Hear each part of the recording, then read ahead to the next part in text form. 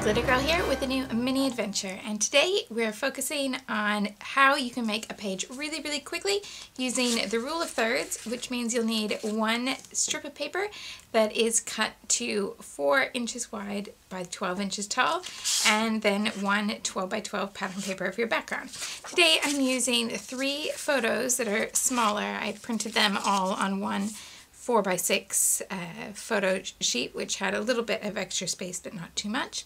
And then the supplies I'm using are from the newish BasicGrey collection called Mon Ami, designed by Kelly Perky. So I have quite a few stickers to work with today, and the pattern paper already ready to go. So this is cut to my 4-inch wide strip, and this is the basic composition that I'm going to use, so that I have 1/3 the floral print and 2/3 the cityscape print. And just to add a little bit more definition to these, I'm going to ink the smaller piece with black, and just to make it have a little bit more finish against that cityscape. And then that goes straight onto background. You can also do this with a solid color right around the edge, or a contrasting pattern right around the edge, if you want to trim all of this down by just a little bit so that you can have that frame. And that's a composition that I've used in previous adventures as well. And now I have my 3 photos. Since I've divided the page just in my mind into thirds, so I have 1/3 here, a third here, and a third here, I'm going to do the same top to bottom. So I'm imagining a line here and a line here. So it's like I'm imagining a tic-tac-toe or noughts and crosses grid across the page. And then those places where the lines cross are the strongest points on the page. And this top one up here is one of the strongest because in this part of the world we read from left to right. So our eye would naturally go to the top left of the page. So this is the first of those joining spots of the vertical and the horizontal strips, and so that's where I'm going to build my composition from. So I have my larger photos going to go there, and then my 2 smaller photos over to the side, so they're following along that line that's just an imaginary line dividing the page into thirds.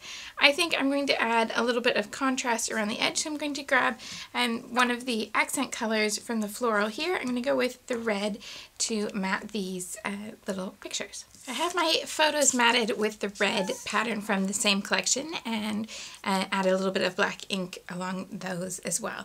But I want to have something that will emphasize that horizontal line at the top, so I've cut this from the reverse of that pattern paper so that it's just a bit more narrow than the full page width. And this is just going to give me a nice horizontal element to ground a few different things that are all going to be placed up here in this top section of the page. And I liked how that arrow brought in the colors and also points your eye toward everything that's going to be important on the page. So these are going to fit together here, and I have my color scheme emphasized there now that I've brought in this background piece with a bit of the red and a bit of the yellow, so I have those contrasting colors there.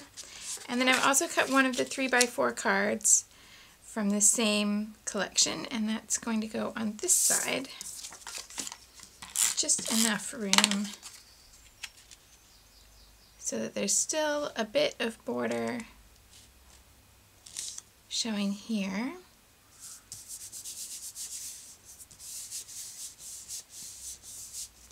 And now I have the wording on that line of thirds there and close to this spot here, so your eye is naturally going to read that. And I have this part of the page to add my journaling and maybe some embellishment over here.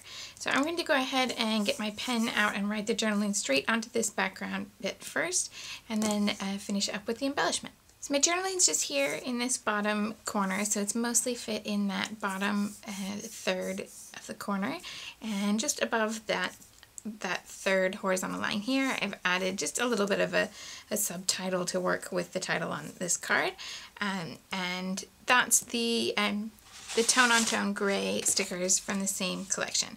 So you get 3 different sets on that sticker sheet, and that's the middle one there.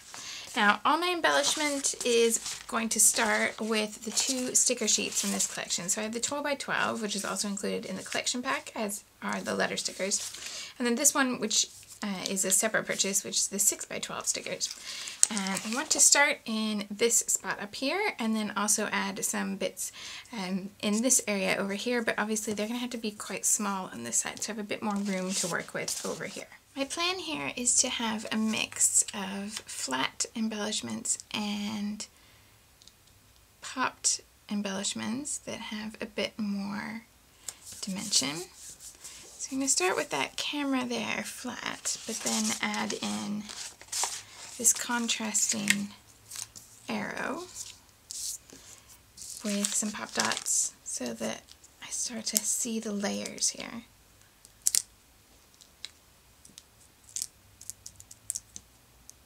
And then I can just keep repeating that idea as I come up with different stickers to put into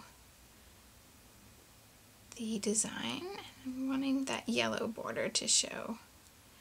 I want something in between there so that I can bring those 2 elements together, because they haven't ended up touching. They're just a little bit apart. So I'll have a look at what else could go there. Maybe just something really simple like a little label sticker. If I add that there, then I have that little bit of text that says date. So I can still add my date on the label. I still have some of the yellow showing there, so that line that goes across makes sense. And then maybe something small that can have more dimension up at the top, so that I have something that's popped at the bottom of the grouping and something at the top, and just find this little corner here. And that repeats this sort of floral motif in the background. And I just start working down to the bottom corner of that grouping so that the pieces get smaller and smaller. And since I had a red square up here and there was another red square on the sticker sheet, brought that one down to the bottom corner with a pop dot as well. And then I can figure out what bits and pieces I could add over here to kind of complement what's here. So I have this leaf motif in a blue square, and that's quite small. I'm not quite sure where it's going to go yet, so I just won't take the backing off of this yet. But this might fit down here perhaps. It would certainly fit there. But I need something in a different shape to pull them together, like a horizontal label. I have one that's the same shape as the one I already used. So why don't I bring this into that gap there. Just take off the extra and build the extra up here in this top little corner there. And then I'll bring the one that contrasts here, just fitting in that little gap of the wording. And this one is too similar to that pattern, so bring it somewhere different. I'll put it over here. So now I'm basically making a little triangle around the title. And just keep adding a few little bits until it feels finished. Add one more sticker in that dark blue. So I have the dark blue here, and I'm going to put this one up here above the yellow card, so that now I have the 3 dark blue pieces in a triangle around all the photos of the page. And now I'm going to move away from the sticker sheet and just add some finishing touches with some different textures. To add a little bit of different texture to the finished page, I brought out just a little bit of wood veneer, 1 flare badge, some rhinestones, and a color shine mist. So I'll start with the wood veneer, and I have 3 little Studio Calico arrows, and one in the larger size and then two that are smaller. So I can group 3 little arrows there together, the red arrow, the blue arrow, and the wood veneer. And then I can bring this one to the other side and point that in. And then I have this little corner here that doesn't feel at all finished to me, so I'll add the largest one there.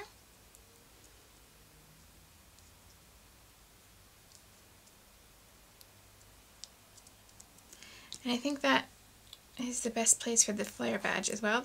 And then the jewels. Now these are actually an autumn or fall colored set from Doodlebug, but the colors actually work really well with this particular pattern paper collection, even though it's not an autumn themed collection. So I thought I would bring some of those in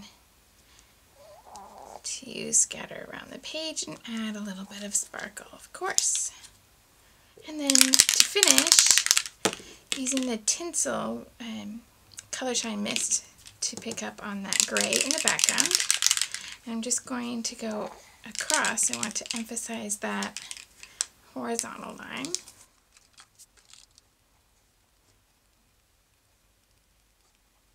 And that's it. Okay. Just a tiny little bit there. Didn't want to overdo it or anything, just a little bit. So that's where I'm going to finish for today, and your challenge is to create a layout based on this idea of the thirds lines and see how quickly you can put it together. I hope you will give it a try and upload it to the gallery, and I look forward to seeing what you make. Thanks so much for watching, and I'll see you soon. Join us next week for the continuing adventures of Glitter Girl and the ongoing mystery of the scrapbooker behind the mask at 2peasinabucket.com.